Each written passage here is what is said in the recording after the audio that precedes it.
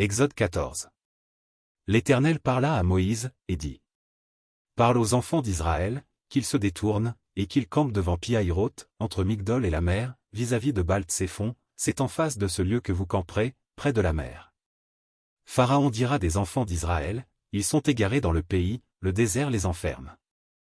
J'endurcirai le cœur de Pharaon, et il les poursuivra, mais Pharaon et toute son armée serviront à faire éclater ma gloire, et les Égyptiens sauront que je suis l'Éternel. Et les enfants d'Israël firent ainsi. On annonça au roi d'Égypte que le peuple avait pris la fuite.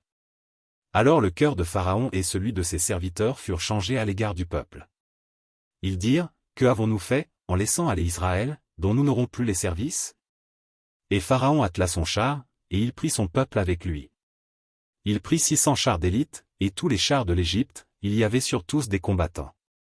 L'Éternel endurcit le cœur de Pharaon, roi d'Égypte, et Pharaon poursuivit les enfants d'Israël. Les enfants d'Israël étaient sortis la main levée. Les Égyptiens les poursuivirent, et tous les chevaux, les chars de Pharaon, ses cavaliers et son armée, les atteignirent campés près de la mer, vers Pi-Hahiroth, vis-à-vis de Baal-Tséphon.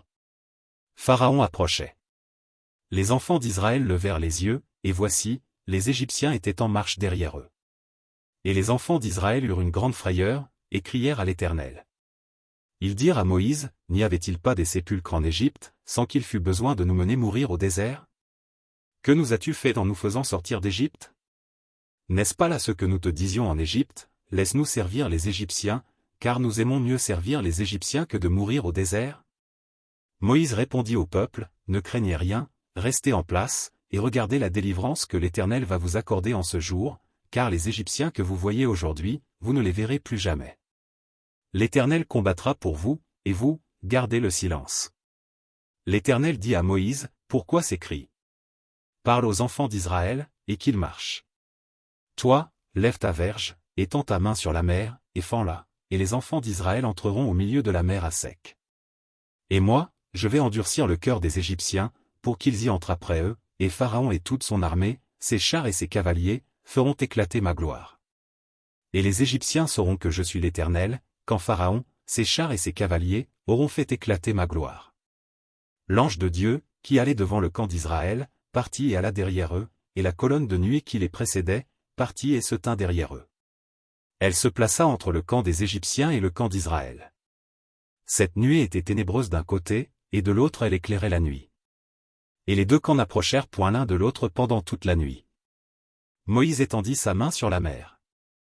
Et l'Éternel refoula la mer par un vent d'Orient, qui souffla avec impétuosité toute la nuit, il mit la mer à sec, et les eaux se fendirent. Les enfants d'Israël entrèrent au milieu de la mer à sec, et les eaux formaient comme une muraille à leur droite et à leur gauche. Les Égyptiens les poursuivirent, et tous les chevaux de Pharaon, ses chars et ses cavaliers, entrèrent après eux au milieu de la mer. À la veille du matin, l'Éternel, de la colonne de feu et de nuée, regarda le camp des Égyptiens, et mit en désordre le camp des Égyptiens. Il ôta les roues de leurs chars et en rendit la marche difficile. Les Égyptiens dirent alors, fuyons devant Israël, car l'Éternel combat pour lui contre les Égyptiens. L'Éternel dit à Moïse, étends ta main sur la mer, et les eaux reviendront sur les Égyptiens, sur leurs chars et sur leurs cavaliers. Moïse étendit sa main sur la mer. Et vers le matin, la mer reprit son impétuosité, et les Égyptiens s'enfuirent à son approche, mais l'Éternel précipita les Égyptiens au milieu de la mer. Les eaux revinrent, et couvrirent les chars, les cavaliers et toute l'armée de Pharaon, qui était entrée dans la mer après les enfants d'Israël, et il n'en échappa pas un seul.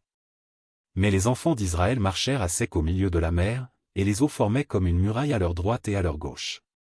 En ce jour, l'Éternel délivra Israël de la main des Égyptiens, et Israël vit sur le rivage de la mer les Égyptiens qui étaient morts. Israël vit la main puissante que l'Éternel avait dirigée contre les Égyptiens. Et le peuple craignit l'Éternel, et il crut en l'Éternel et en Moïse, son serviteur.